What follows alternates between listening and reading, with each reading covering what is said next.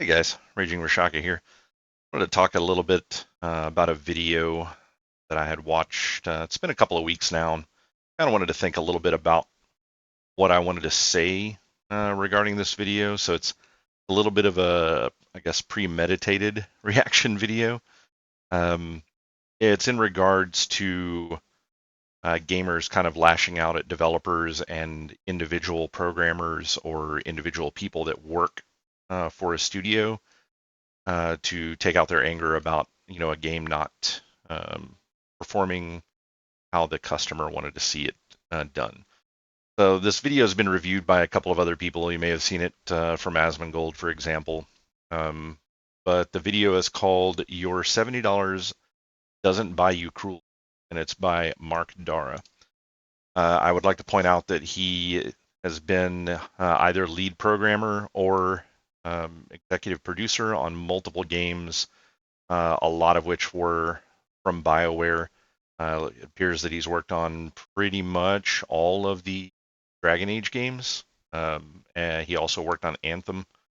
And yeah, so let's get into a little bit here about what he has to say on his video, and we'll kind of take it in chunks here. It's only about a 15-minute video, so this shouldn't be a super long video. Did you read the title? Did it say something like "Your $70 doesn't buy you cruelty"? Well, that's what we're going to talk about today. The fact that you bought a game that you didn't like doesn't give you the right to be cruel or unkind to the people that developed that game. Okay, so we're 20 seconds in. I already want to say something. So the first thing he says is you're not allowed to be cruel or unkind. It depends on what your definition of cruel is. If you're talking about actual cruelty, then yeah, I don't think people should be cruel in general, for just no reason towards people, or depending on the level of cruelty. But I mean, in order to go that far, it would have to start getting into physical cruelty or maybe even threats of physical violence, not just words being said on a screen, and then being unkind to people. I don't know. I mean, maybe some of you guys have a different opinion on this kind of thing, but when someone does something that you don't like, depending on the severity of what it is that they're doing, if someone just even goes as far as to say something rude to you, you're going to be unkind to them over the situation. And what he's talking about is you've just spent $70 of your hard-earned money for a product that you're unhappy with. So unkindness, I think, is a pretty justified thing. So we'll keep going here. Now, I'm going to be clear about something. I'm not saying that you have to like the thing you bought. I'm not saying even that you aren't allowed to complain about the thing you bought. You can have whatever opinion that you feel like towards a game. Even if that opinion is stupid and wrong, you are entitled to that opinion. And to some degree, you're entitled to express that opinion to the corporation, to the video game studio that. So I'm kind of curious here. Like, he's obviously reacting to comments that people have said in the past about talking to specific people on a development team or whatever about being really unhappy with the development of a game, generally because of DEI inclusion, like over-the-top DEI inclusion, or just really, really poor gameplay, or just poor game, poor story writing, whatever. And he's kind of like, he makes the comment of, even if your idea is stupid, it's almost like he's calling out a whole bunch of people and saying, it's like, yeah, well, you're stupid for thinking the thing's bad.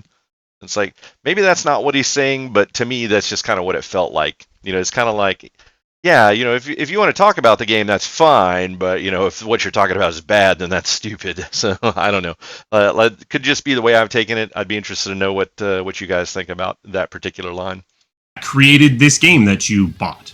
You paid 70 of your own dollars for this game, and it disappointed you, and you're angry about that. That is fine. You are entitled to be angry about it, and you're entitled to express that anger in certain channels. If you are mad at that Ubisoft game, so here's one thing. It's like, he's like, oh, you're allowed to express that in certain channels. So it's like, oh yeah, so we here at BioWare or wherever created a specific channel for you guys to all go and bitch in, but no one's ever going to pay attention to that. It's like, it's kind of how that makes me feel on that one. It's like, no, if you have a way to contact the developer and you're exceedingly unhappy with the way something has turned out, and you want to make that opinion known, it's like you should use whatever medium you have to get a hold of them. I mean, hell, if you can get their phone number, call them and tell them about it. Uh, you know, maybe choose your words a little more wisely there than the weekend warrior, keyboard warriors that just go nuts with that kind of stuff. But I mean, use whatever medium that you need to get your point across. Be mad at Ubisoft. Express your anger to Ubisoft or to the studio that made the game. But you cross a line when you start being cruel about it. So why am I saying you don't get to be cruel because you spent $70? Let's walk through it. One, you shouldn't be cruel at all. What are you doing? It's a video game. You don't need to go out of your way to cause harm to other people because of a video game that you don't like. Okay, so here's something that I find interesting. It's like, so this guy's livelihood is video games, but he's trying to use that, just this ancient trope of like, oh, video games aren't serious, video games aren't real, video games aren't important, blah, blah, blah. It's the same bullshit you've probably heard from your parents at some point when you were growing up about how video games were completely irrelevant. It's like, well, if they mean nothing and they're so completely irrelevant, why are you charging $70 for it? Why is it one of the largest forms of entertainment on the planet right now? It's like video games are a big deal, and a $70 price tag, especially for the length of some games here lately, is kind of a hefty price tag for a lot of people. I'm going to be speaking mostly about people in America. I don't know what um, the charges are for other countries. I know some companies will lower costs of games in other countries so that people there can afford them, and it's not like buying a car to buy a new video game. But not every company will do that for some of the poorer countries that are out there. So I'm just going to be reserving my opinion from like a United States point of view, and I'm not particularly a rich individual, but I I do spend a decent amount of income on the video game industry because that's my hobby and that's what I enjoy doing. So some of the things that this guy has kind of brought up already, it kind of has me questioning a little bit, like, well, what are you talking about? It's like, this is your livelihood. It's like, this is what you do for a living, and you're claiming that it's not important. So kind of discredits some of his argument a little bit just right there. And then he's preaching at me, and everyone that's watching this video about not being cruel. It's like the vast majority of gamers are not attacking people. They're not being cruel to people. And to be quite honest, giving opinions about how you feel about a game, I don't view about being cruel. I don't view that as being cruel. Now, I know what he's alluding to because A, I've watched media and gaming for the past couple of years, and B, I've seen parts of this video already. So we'll cover the specifics on what it is that he's talking about here in a few minutes. Again, I'm not saying you're not allowed to be angry about it. I'm not saying you don't get to express your dissatisfaction with the content of the game that you're not enjoying. But when you climb into someone's personal social media and start actively attacking that person, when you celebrate layoffs at a studio because the game that you don't like didn't do that well, you're crossing a line into being cruel. And fundamentally, you should have more grace for other human beings. Okay, so a little bit of a chunk to chew on there, but he's basically saying that we should have more grace than going into someone's personal social media and saying things. The part that he's not really alluding to here is he's kind of being on the defensive for game developers and software engineers and stuff like that as a whole, not specifically necessarily for himself or well, since he worked on Dragon Age, I'm sure a lot of this is directed at his team, either the team that he's leading or the team that he was working on. But a lot of these attacks that he's kind of defending from here are people that are developers who are attacking very violently, in my opinion, their customer base. I mean, like we have software developers that are essentially saying that gamers are some of the worst people on the earth and half of them should be dead, or like, oh hey, if a whole bunch of people from the customer side of gaming died, I wouldn't lose sleep about it. Or it's just like, how are you defending these people?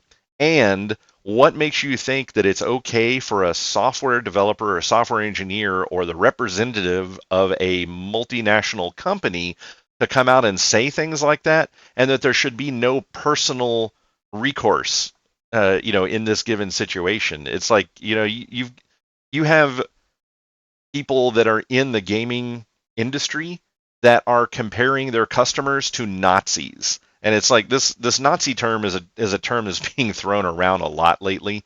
I'm not truly old enough to know what a Nazi is, but I guarantee that I'm older than probably 80% of my viewer base.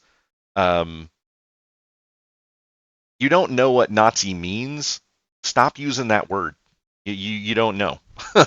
If you really wanted to compare what a Nazi is, I personally think that these individuals that work in the software development industry, it's not all of them, but there's a couple out there that basically say, oh, well, this is the way we think games should be, and you need to conform to that. And if you don't have that conformity in you, then you probably just need to die. That's kind of textbook definition of what the Nazis were, just for a completely different reason. So if anyone's even remotely close to a Nazi, I'm going to say it's the people that say conform or die, because I mean that's kind of what a Nazi is. So I'm going to say that the people on the other side of the poll here are the ones that are saying that, because the gamers, yeah, some of them are saying despicable things like, oh, certain developers need to die or whatever. It's like, I mean, all of this stuff is a bunch of bullshit. No one should be saying this kind of stuff on public open forums. It makes you look retarded, and you really just shouldn't do that sort of thing. I mean, it's stupid. But the conform or die concept is, I mean, if we're if we're drawing straws here, uh, that's my vote on who the closest to being a Nazi truly is. But if you're not buying that, let's go on to point 2. You don't know what caused the results that you don't like. Let's go through an example. Let's say that you don't like the line delivery on a piece of dialogue. Is that the fault of the voice actor? It might be, but it could be a lot of other things too. It might be the fault of the person who was directing that voice actor. Maybe they. Okay, so a quick stop on the voice actor thing. I haven't read a whole lot of information about people attacking voice actors, specifically in video games. Now, I have seen this sort of thing pop up in anime, where anime is coming over from Japan. There is a group locally in the United States, or some various area around here, Canada, whatever, that are translating this anime into English so that it can be dubbed, and they are rewording how they are saying certain things to match an agenda. Like they don't like they don't like the way that men are viewed in the Asian society, or in Japan in general, especially with a lot of these anime being about older times in Japan. Japan's a lot more forward now than what they used to be, but I mean, go back 50 years or so, and Japan was way down there in the men rule everything and the women are there to serve. And that's where a lot of anime comes from, are talking about those older times. There are newer anime that don't cover it as much, but when they do translate an anime from the older times, they're like, oh, well, we want to change the way this is worded to make it sound like something that it's not, and to completely change the meaning of the phrase that was said because they don't like it. And it's generally, in this particular case, women who are unhappy with a male-dominated society, and they think that that needs to change, and they take it upon themselves to completely alter the translation of a game or translation of an anime to better serve their political view on how females should be addressed in society. And people that are looking for a translation of the game, they don't want you to translate it into whatever it is that you want it to say. They want you to translate it verbatim, and then they now get to decide if they're like, okay, well, I can get behind that, or oh, hey, that this was a kind of a sketchy time in history, and I'm watching the show because I like the show, but I don't necessarily approve of that topic. That should be for the individual viewer to do. It should not be forced upon everyone that just wants to see the anime and the story unfold the way that it was originally intended to. And the problem that you have when voice actors go rogue like that is they will generally significantly change the tempo or the focus of the story, and they haven't done enough research in it in order to bring all of that focus together. It's like I wouldn't want them to do this, but when you start changing words and the way things are interpreted, you change the meaning of the entire story, and they're not going back through and tying all of the story back together so that it makes sense. So then it's just a piece that's stuck out in the middle of nowhere that just sounds stupid and shouldn't be there. And that is what people are getting annoyed about with people who are translating anime. And it does happen in video games. Look up Dragon Quest III and the remake that they just recently did, and a lot of the changes that were made to that game. It's a beloved game of mine. I really love Dragon Quest from back in the day, and I refuse to buy this one because they have just like butchered the story because of a political agenda, and I just don't want to give them money to pay for that. So, but yeah, I mean that's just one of those examples. Haven't really heard about anybody attacking voice actors for video games, but I've definitely heard some of this from the anime community and people getting really mad at voice actors in anime that are getting translations and then just changing what is actually being said. They were given very specific instructions to deliver the line in this particular way. Maybe the writer who wrote that line wanted it delivered in this particular way, and the stage direction specified this particular line delivery. Maybe the recording equipment at the voice studio went down, and the only take they managed to get was this first one that was done just to set the tone, and they were just kind of out of time and stuck with it. So if you go and you start attacking the voice actor for a line delivery you don't like, it might not be them at all. It might be something else. Indeed, it might not be the line delivery at all. Maybe the problem was the writing. So should you go attack the writer? Well, no, because why was the line written in this way? Was it written this way because the writer had a specific thing they were trying to say? Maybe. Maybe it was written this way because there was incredibly tight time pressures due to other externalities on their time. Maybe the direction of the game changed radically. See, a lot of this is just kind of like a smoke and light show, like, oh, hey, you should think about all of the other things that were going on in the game. One of the biggest complaints when it comes to this sort of stuff is the over-inclusion of DEI in a game, which thankfully seems to be starting to lighten up a little bit. And I'll get into more about that as we get closer to the end of the video. But at the end of the day, if the complaint that you have about the game is it has way too much DEI and it's overbearing, that was not something where they had a time constraint. You don't put in more DEI when you have less time. So it's like this is kind of a smoke and light show, and like oh hey, well the director said this, or it was the writer's problem. Should you attack the writer? And then it's like, oh well, actually it was the director that said that it had to be written this way, and then the writer wrote it that way, and then the voice actor acted it that way. It's like, well, when are you guys going to actually stand up and go, hey, we're making a game for a customer base, and we've been making games for these customers for years, and we know that they don't like this stuff. I think this is a really bad idea, and protest that. They're wanting people who are buying their game to just fork over $70 and then just be like, oh, well, if it didn't work out for you, just buy the next game that comes out. And it's like, yeah, well, when you put your hand in the cookie jar and it gets slapped, you're less hesitant to put it in there another time. That's the whole thing about it. So it's like we're technically getting punished for spending money. So it's really easy to stop spending money because most people don't have the money to spend to begin with. So when they're unhappy with what it is they're purchasing, it's very easy for the next game that comes out from that developer or that programmer or what that lead programmer or whatever to just say, yeah, I'm not going to buy their product anymore. Um, so yeah, I mean, like I said, this is kind of all like a smoke and lights show. Uh, these guys need to actually start standing up for their customer base.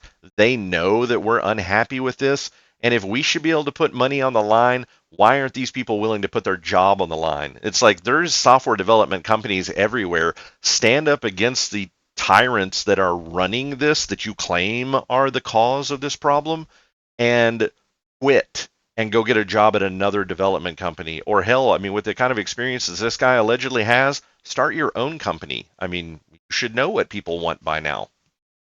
3 months ago, and they had to rewrite this entire character in just 3 months. And you're just getting the first draft of that writing. Maybe the lead writer wanted this character to be in a specific way, and it constrained what the writer was able to do while they were writing this character.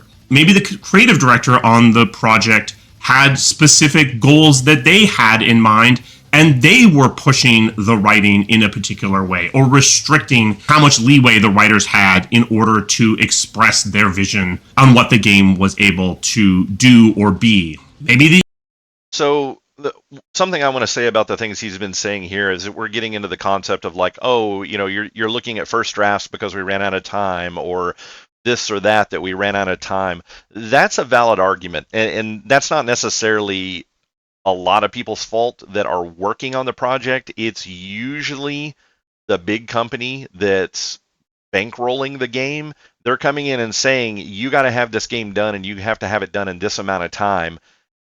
My argument at that point is that the original game design was bad and you probably shouldn't have made that game.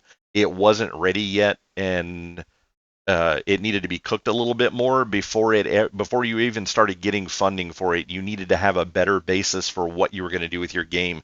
Your pitch for this game needed to be better, and you needed to have the characters a little more streamlined. You can't tell me that you pitched a game that had this super deep, you know, lesbian, trans, whatever character in it that had this super deep, rich story that people were going to love. And all you got was the first draft, which just said, oh, they're trans and they don't like being misgendered. And that was the cut you went with. It's like most people, I don't think, have a problem with the concept, the basic concept of diversity, equality, and inclusion. I don't think anyone out there is saying, I don't ever want to deal with trans people. I don't ever want to deal with homosexual people. I don't ever want to deal with anyone that doesn't look or sound just like me. Most people are pretty okay with the kind of stuff. What they're tired of is this stuff just being overly forced on a population. And I mean, it's been put out there for quite some time. The amount of trans people on the planet is a very infinitesimal number. Why are we getting so many games these days where one or more main characters are trans in some way?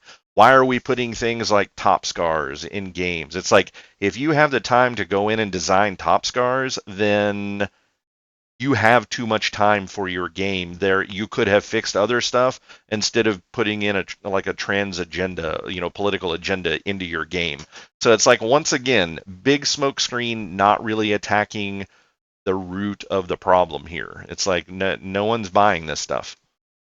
The executive producer, all of these people reporting up into the executive producer, decided that this game should be different in tone and was pushing the game direction in a different way. Or maybe the leadership of this project changed 6 times and the direction changed 6 times, and you're getting little bits of writing from each of these different directions, and there was never adequate time to step back and rewrite it. So basically, what you're saying is you're developing a game and it had to be rewritten and redone 6 times. So what you're saying is you don't actually know how to make a game? That would explain a lot why so many people are upset with games these days, if that's actually what's happening. Maybe the CEO of the entire company really wanted his nephew to be hired as a script consultant. And this guy with literally zero experience was coming in. I love how he had a cut there because this is clearly something that has happened to him. And I get this. Like, nepotism is huge in this kind of stuff. And when the CEOs, whoever, becomes the head of a department that you're in, it's like, yes, sir, what do you want me to do, sir? I mean, that, like, it's either that or you lose your job. So it's like, I totally understand the concept of some little retarded prick who got hired on because he was squirted out of some CEO and now is old enough to need a job. I totally get that. And I mean, but that's just another one of those things. It's like, if it's that bad working for that company, leave. Exit stage left. And pushing for mandatory changes to the project. How realistic are all the things I just said? Some of them are incredibly realistic. Some of them not so realistic, but I've seen things that look an awful lot like all of the things I just said. So when you decided to personally attack that one specific person on social media, how certain are you that it was their fault, that they are responsible for that thing that you don't like?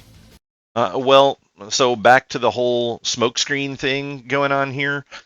Uh, the the people, for the most part, that are getting attacked that work for the development company are people that are receiving, in my opinion, what they deserve for comments and remarks that they make regarding their political agenda and why their customer base sucks and should basically just go off into a hole and die somewhere.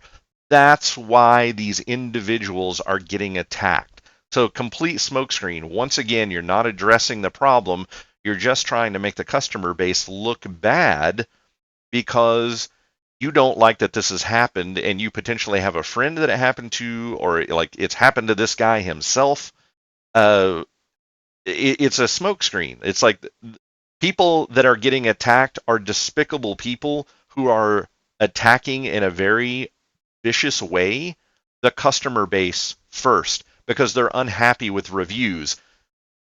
Company makes a game, game gets launched. Customers buy game, they don't like the game, they review the game. Developer for said company reads review and then attacks reviewer saying that they're a worthless piece of shit and should go die in a hole somewhere and that the world wouldn't miss them.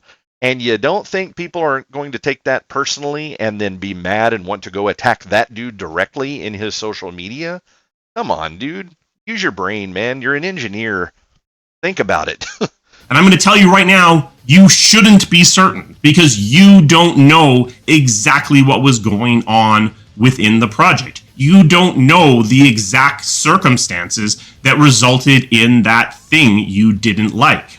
Even people who were on the project aren't always going to be absolutely certain on who is responsible for something being exactly a particular way. These projects have hundreds of people on them. Content moves around between multiple people.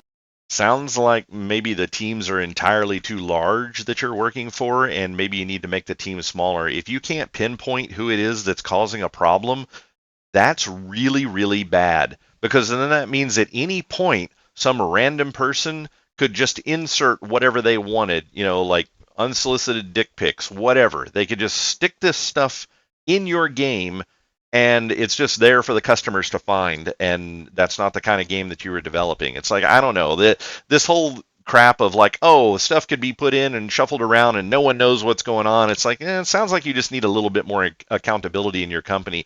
Once again, my suggestion is leave and go find another company to work for. But at the end of the day, this guy's probably super happy where he's working because originally the company was making a buttload of money, and being the lead architect on a given game, he's getting a nice big fat paycheck, and he's not willing to take a cut in that paycheck, but it's okay for all of us to lose $70. unless I am the person who is actually responsible for something being a certain way, that chain of custody isn't always going to be super obvious to me. And all of this isn't to say that you aren't allowed to have your own opinions, to not like the things you don't like. It's specifically to point out that you being angry at a specific person, you attacking a specific person, is often misdirected. If you feel like, once again, like I've said before, I don't think this stuff is misdirected. I'm not saying that random people don't attack random developers over random stupid things. People are stupid. That kind of stuff is going to happen. The widespread issue that this is all kind of regarding is coming from people reacting to what some of these developers are saying. And when they get on their social media and spout stuff about how their customer base should be dead and they hate their customer base and they're a bunch of misogynists and blah blah blah, it's like people are reading that from their social media. They know exactly who is doing it, and that's why they're attacking them. you're just not getting the satisfaction from yelling at the corporate Twitter channel or yelling at the studio directly. If you feel like you need to focus it down onto an actual human being, I mean, that's really sad. I'm sorry. That's very sad. And hopefully you can grow beyond that. But I will give you a couple of outlets. If you need to complain at a human being, I'm going to say you don't get to go lower than the first person in the credits. You can go higher than that, but no lower than that. The first person in the credits is the person who was, theoretically at least, in charge of the project. They are the person where at least some of the responsibility is going to lie. Now, did they have full control over what was going on in the project? No, because you could still have the CEO of the company forcing them to use his stupid nephew as a script consultant. But are you being held against your will? Blink twice if you are. Okay. I mean, this guy sounds like he's got some trauma going on here from some CEO's nephew. I mean, this is bad, and I mean, he's obviously he keeps referring to this same exact thing over and over. So it's not like he's just picking my aunt's cousin's uncle's former roommate. Like he's literally something has happened to this guy. Like he's been touched in a bad way by some CEO's offspring. So I feel bad for him on that. Like I said, I totally understand that kind of thing happening. And yeah, I mean, there's not much you can do about it when that happens. But yeah. At the very least, they were in charge of the project for a somewhat significant percentage of the time. So if you are mad about Anthem and we look at the credits, no shit, that's me. But yeah, if you feel like you need to yell at somebody, hey guys, look, I was the executive producer on a game, just in case you didn't know. For the way that Anthem is, it's much better to be yelling at someone like me, who was theoretically in charge of the project, or at least in charge of the project for some of the development time, than yelling at someone who was working on the combat or the level design or whatever. Because again, you don't know exactly what their reality was. When I was an executive producer, I got paid pretty well. And to some degree, from my perspective, some of that compensation was to act as a lightning rod for this negative discourse. It's one of the reasons why I think it is an executive producer's responsibility to have a social media presence. Because some of you, if you're still watching, will play a game and be angry about it and need to yell at a human being. And I think one of the executive producer's responsibilities is to protect his team. And part of protecting his team is providing that lightning rod. If you don't provide that lightning rod, then people who need to vent are going to find places to vent. We live in a social media world. Many people have some form of social media presence. I mean, it's good that this guy is kind of doing this whole lightning rod thing. Hey, I'm the shield that stops the incoming attacks. I mean, That's cool, and to be fair, that's what he should be doing in his position. I think gaming in general would do a lot better if things like DEI or um, bad story editing or just all of the bad stuff that's coming out in games lately were not shielded behind um, I don't know, I guess agreements with reviewers, people who are getting review copies of the game and then talking about the game because there's a lot of bad stuff in gaming media. I mean, you got the whole GamerGate thing, like it's all just bad all the way around. But some of it isn't necessarily their fault. You have all these gaming companies that they give you. I've got a friend of mine that does game reviews, so I have a little experience with this, and I understand some of the plight of game reviewers, even the ones that don't work for big mainstream companies that they just work privately for themselves and they don't necessarily they're not getting a big paycheck because they said, oh yeah, this game is looking really good. But they'll get an email from the company and they'll have their product code in it or whatever so they can go download it, and the company will say things like, oh well, you can't talk about this part of the game because it's unfinished, or you can't talk about this or you can't talk about that, and you can't break those rules, or they won't send you review copies for future games. The other thing that has become an unspoken rule is if you give bad reviews about our game, then we simply just won't send you more review copies.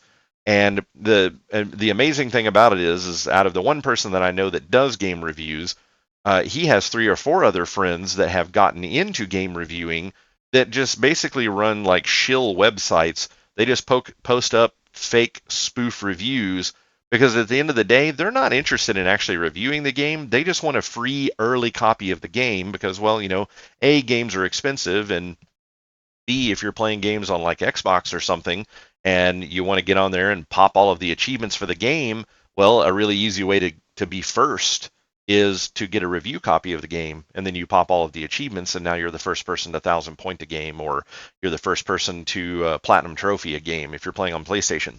And that is um, motivation for some people to want to do that. So at the end of the day, they always give good reviews because they don't want to have the ability to get those free games revoked. And then my friend, for example, who does this, in a more legitimate station, but he's still just a single reviewer and doesn't work for a company, but he tries to post up his reviews and stuff on his YouTube site and on his website and stuff like that.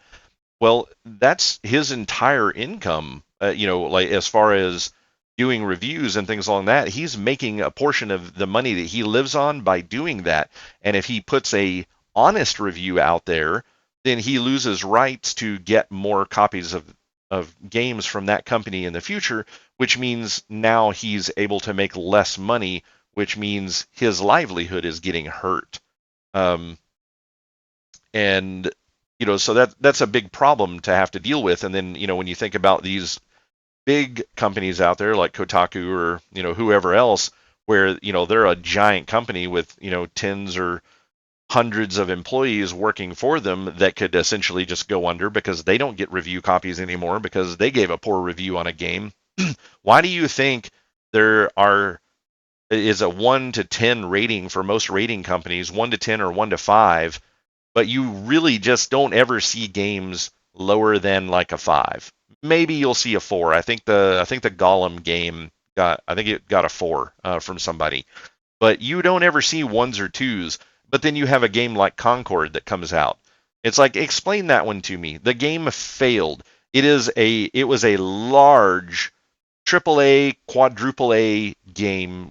I think the estimates are now up to like $400 million put into this game, from programming and design to advertisements and everything else that it cost to make that game. And then it was out for however long, a handful of weeks, and then the company just shut it down. I mean, as far as I know, I've been playing games for 40 years. This is the first time I've ever heard of something like that happening. It like that just doesn't happen. People should have known that before the game came out, and when that game was reviewed, that should have been like a 1 or a 2. If you can spend $400 million on a game and it fails so bad that you have to shut it down, if that doesn't merit a 1 or a 2, why do you have a 1 or a 2 in your rating system? Because you are never going to see a game that really does worse than that.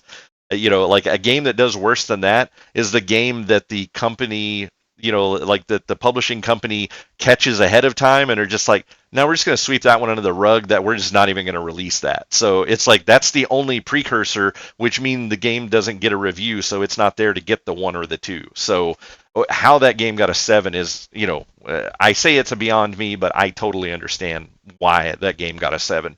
But that's what I'm getting at is, why do you never see games that are ones, twos, or threes? It's like, why is that rating system even there if it's a bunch of numbers that just never get used? And almost everything is like a 5 to 7, and you don't see a lot of eights, nines, and tens are always those games that come out that the reviewers are just like, oh yeah, 100%, this is a 10. No doubt, no one's going to rate this less than a 9 or a 10. So then they start throwing 10s at it. You just don't ever see anyone that comes out and rates a game and goes, no, I think this game is a solid 10. It's really good. And then have someone else that has an opposing opinion that's, quite a bit different. So it's like a lot of the numbers are completely irrelevant. So it's like, well, your rating scale is actually 4 through 8.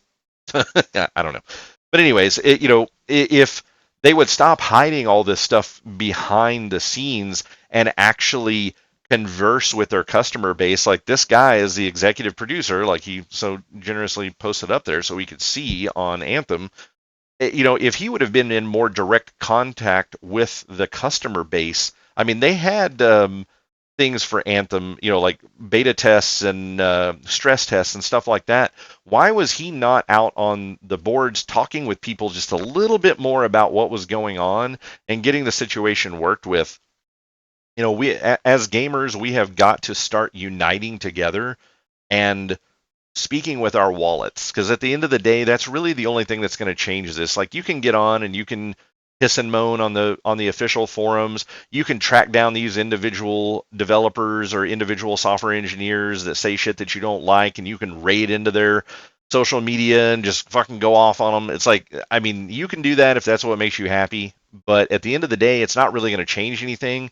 And in all honesty, you're really just kind of making a martyr out of the person. So instead of actually helping the situation, you're really just making it worse. So if you really want to vote, you really want to shut this stuff down, stop buying the games. It's okay to not buy the next Call of Duty game that comes out. It's okay. You can do that. And if you don't like the way that Call of Duty is going, you don't like how the maps are done, you don't like how this or that's done anymore, stop buying it. Stop giving them money. Stop spending your $70. And then you don't have to worry about being upset when the game comes out and is total trash, because you're like, nah, they've been doing this kind of stuff for a couple of years now and it's only been getting worse. So yeah, I'm just not going to pay anymore until they actually make something that I want to play. And maybe you'll miss out on a couple of games that everyone else thinks is good and you just didn't personally like. But at the end of the day, you now have $70 that you can spend on a game that you actually enjoy. So just stop paying for the game that you don't like. And then sometimes you're gonna hit that jackpot and you're gonna avoid buying a game like Concord.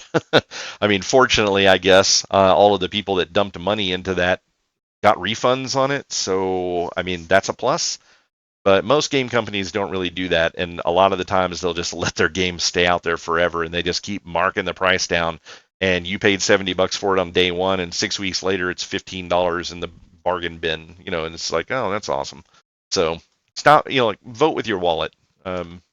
That's the best way to fix these problems. That's how you get companies to listen to you. Is you stop their income. When a company can no longer make money, they can no longer provide for their shareholders, they go under. So self-preservation and self-preservation alone is the only thing that is going to cause these companies to change the way that they do things. The best way for these types of things to be worked out is for this guy to get on the forums and spend a little bit of time talking to his customer base and saying, hey, you guys played the beta access and the stress test. What are some things about it that you really hated about this game? Like Anthem is a perfect example.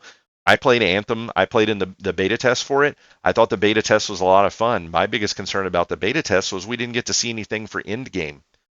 I thought playing through the campaign for Anthem was mildly fun. There was one quest in the game that was like insanely long to complete. It required you doing all this kind of stuff all over the place. It took hours to get done, and the rest of the story could have probably been smashed up into about 45 minutes. So you spent 4 hours and 45 minutes playing the game. 4 hours of that was a single quest that was basically just a gopher quest. Like, hey, run around and collect this stuff. Now run over here and collect this stuff.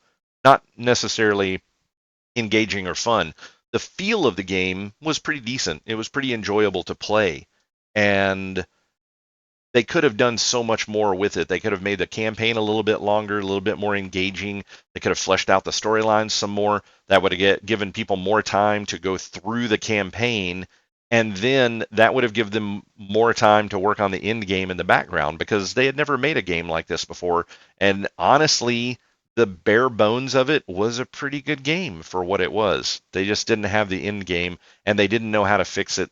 And that's kind of concerning because if you just spent, a handful of months playing World of Warcraft before you started playing this game, you would know pretty much exactly how people cookie cutter end game. So I don't know. I find it a little concerning that these guys that are game developers it doesn't seem like they ever play games outside of whatever their little group of games is. Anyways, talked about that enough. If you, as the most senior person on the project, don't have a social media presence, then people are going to go and find someone else. Someone who isn't paid as well as you. Someone who doesn't necessarily have the tools to protect themselves from the toxicity that is leveled at them. I would say again that you shouldn't be targeting people directly, even the executive producer. But you know what? If you feel the need, the higher up in the organization you go, the more I'm going to say have at her. As you get beyond the executive producer and you get up into studio leadership and group leadership and the C-suite and the person in charge of the entire corporation, they share responsibility in the game you don't like being the way that it is. So if you feel the need to yell at them, again, probably don't, but they're big boys and girls, so they should be able to handle it. Now, the reality is, most of those people do not have a social media presence, do not have a way that you can yell at them directly. So a lot of times what I'm telling you is the least senior person you're allowed to yell at is the executive producer, and a lot of times the most senior person you're going to be able to yell at is the executive producer. So once again, the executive producer serves as a lightning rod for all this vitriol. So one of the things that's kind of interesting, if you listen to the kind of the tone of how he talks and what he's talking about, considering the fact that he works for BioWare, the makers of Dragon Age, it almost kind of seems like he's a little bit of a prisoner there. Like his argument is kind of like, I didn't really want to make Veilguard. That was just my job, and I just did it because I didn't want to look for another job. I mean, when you really listen to what it is that he's saying, especially through that little stint, it just really makes me feel like he really feels like he had his hands tied. And unfortunately, he probably still works for BioWare. I haven't actually checked to see if he's still working for them or not. But I mean, even if he's not, you don't really want to go and trash talk the previous company that you work for because it starts making it hard for you to find a new company. Because if you shit talked one company, what's going to stop you from shit talking your new company? And nobody wants to hire a person that's like that. So, I mean, in a roundabout way, this guy is saying, hey, like a lot of the shit that's going on here is not really anything that we can control, and it's the higher ups. Go talk to them. Go give this shitstorm to them. Because we didn't necessarily want to do it this way. And I mean, if that's actually what he's saying, it's unfortunate that he can't just come out and say that, because it kind of makes his conversation, it makes him seem a little bit like a tool, because a lot of it is just like smoke and mirrors, like, oh, hey, like it's over here. No, it's over here. No, it's over here. It's like, no. We know where it is. If you feel like you're not being listened to when you complain on Metacritic or you complain on the forums of a studio or you complain into the social media channels of the publisher or the studio, be aware that this stuff is carefully scrutinized, not just by the social media teams, also by the teams themselves. Arguably, in a lot of cases, to too great of a degree. The team is listening, I would say, often too much to what you are yelling about and complaining about in these channels. But so that's an interesting thing that he says there as well. He's talking about how they're listening too much. We have all spoken a lot here lately about how the DEI movement is a very small group of people, but they're very vocal, very loud on the internet. You read in a little bit to what he's saying here. I mean, kind of sounds like to me he's saying, yeah, they're listening, but they're listening to the loud people that are being obnoxious about this thing. And that's why you're getting what you're getting. Some nephew of some CEO comes in, takes over a project, gets on the forums and reads, and he's like, oh man, there's like 800 posts on here about how there's not enough DEI in games. Well, this is how I'm going to make my mark on the gaming industry and show my uncle that I am the next guy that needs to be running this show. So here's what we're going to do, guys. We're going to add all kinds of DEI in here. We need to get all of these alphabet soup people in here, and we need to get those people represented because they are highly unrepresented and people want this. So think about that for a minute. It kind of sounds like what he's saying. So, I mean, I know a lot of people have given this guy a lot of hate in the reviews that they've done on him, but I'm trying to look at this a little more objectively. Like I said, there's a lot of smoke and mirrors in here and a lot of bullshit, but it seems like there's a little bit of truth ringing out of some of the things that he says, because, I mean, he keeps referring to specific things over and over and over. And when you're trying to make a generalization, unless you're just a moron, you're going to come up with different anecdotes for each time that you try to point out a thing. He's not doing that. And I mean, he went through engineering school. That's not something that morons do. He's got some intelligence to him in order to be in the job that he's in. Whether he's particularly good at it or not, we don't really know. All that we know is what he has had his hands on that have been released, but we can't, like he says, we can't really blame that on him because we don't know he's necessarily directly responsible for it. But he's not a complete moron. So, learn to read between the lines a little bit. It's kind of interesting. I would actually like to do a one-on-one with this guy and talk to him off camera, like just off the record, because I just really want to know. It's like, are you being held against your will? Like, what's going on here? Like, what is this? Am I reading between the lines and getting the story that you're actually trying to lay down here? Or am I just falling for more smoke and mirrors and, giving you too much benefit of the doubt?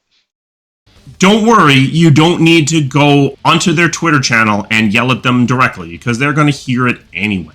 Be a human being, have some empathy, and stop being cruel. Stop throwing a party because a bunch of people lost their jobs because you don't know the circumstances that resulted in the thing that you're mad at. People deserve some grace. People deserve some empathy from you. And if you can't provide that, then stay off the internet completely. One last time for the cheap seats. You are entitled to your opinion. You are entitled to be angry about a game that you bought. He basically just from this point forward summarizes. It's like 2 more minutes of him summarizing pretty much what he's already said. Once again, I'm going to kind of re-parrot what I said earlier in the video, which is if you have a medium to be able to express your opinion on, go for it. Do it. Like, if you want to give feedback to this company, whatever way you can find to give to them, to get the information to them, I suggest going for it. Now, I highly suggest that you look ahead of time and find the medium that's going to be the most beneficial. If you're upset about everything that the game offered, or you don't like combat, tracking down the story writer and bitching to them about how the combat sucks, you're probably wasting your time there. But I mean, that should be pretty obvious for anyone that's complaining about something. And believe you me, the name of this channel is RagingRashaka. I get fucking pissed at stuff. I get pissed at shitty games. I get pissed at shitty story. I get pissed at shitty bugs. I get mad, and sometimes I like to get on Steam or various message boards, and I like to let them have it. So I understand being mad and just letting your rage go in whatever direction it happens to want to go at the time.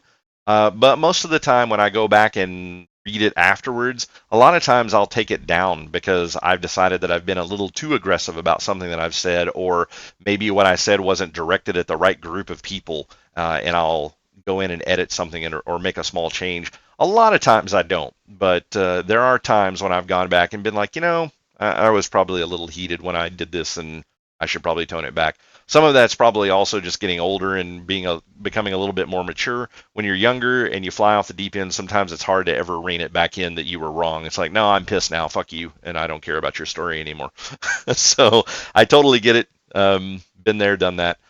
But yeah, there's a lot of smoke and mirrors. I keep saying this phrase over and over, but I mean, you guys at this point you should be able to see it. That there's a lot of finger pointing at a bunch of different places. I think some of it, like I said, from things that I pointed out in the video, is actually true. I think there's some stuff going on in the background, specifically at BioWare, potentially, that is, like, hey, flag is turned upside down, company in distress. So maybe there's a little bit of truth to what's going on there, but when you have developers, or not specifically developers, but specific software engineers or artists or anyone that's working for a company, he talks about us being professional, or not being professional, but being courteous and having empathy. It's like, man, everybody that works on your team should be doing the same thing, but they should also be going an additional level and being professional and not trying to make their company look like it's run by a bunch of morons. And when you have people coming out and comparing customer bases to Nazis and saying that the gamers of the world need to just die in a fire somewhere, it's like that stuff is ridiculous coming from an employee of a company, and that person should instantaneously be fired. Keep your political agendas to your personal Twitter accounts or social media accounts, and keep that account separate from the one at your company. Do like other people do. It's like, this is my public face and this is the stink eye account. It's like, I'm going to have an account where I can go and just foam at the mouth all the diarrhea that I have in my life and what I think about how you do this and how you do that. And it's not associated in any way, shape, form, or fashion with my personal name or my company or my brand. Because when I am just spewing diarrhea onto the keyboard and onto everyone else's screen, that's a personal thing. And it's not something that should be able to be tied back to a company that's completely unassociated. Like, if you think gamers are the scum of the earth, for one, you should stop programming games, because you are just a cancer for your company, because your company's agenda is to make the most money possible. The way they make the most money possible is to appease the most people possible. And when you hate your customer base, you are never going to make something that they like. So get out of the business. This is not the right job for you. Go make point of sale systems or something. Don't make video games. But yeah, I mean, just take a cue from some of the stuff this guy is saying. People that are working for companies need to be far more professional than what they are and stop attacking their customer base. I would like to know what some of you guys think about this video in general. Do you think that I have an interesting take on how this goes? Do you think my take's a little hot? What are your thoughts in general? Do you think that some of the things that I saw and pointed out in here are perspectives that you didn't think of in the past, and that now maybe you see this in a slightly different light? Whatever your thoughts or ideas are, I would definitely like to see them. Pop them in the comments. Kind of like this guy is saying, don't attack me unless you want to be attacked in kind. So I'm totally fine with people getting in the channel and leaving comments and wanting to have intelligent conversation back and forth about ideas and things like that. I love that kind of stuff. Don't get in the comments and complain because you watched the first 30 seconds of the video and the last 30 seconds of the video and didn't watch anything in the middle and you completely missed the points that I was trying to make. 100% had this happen in previous videos, and it's you just make yourself look like an idiot when you argue something. You're mad at me because you think I said something, and what I actually said was exactly what you were saying. So make sure you watch the whole video if you're going to comment. And if you enjoyed this content, hit that like and subscribe. Come back and see me. I stream usually 4 days a week, sometimes five. Pop in and see me when I'm live. You can catch me on YouTube. You can catch me on Twitch. Hopefully, I'll have some more videos coming out soon that you guys will enjoy. And thanks for watching, and we'll see you on the flip side.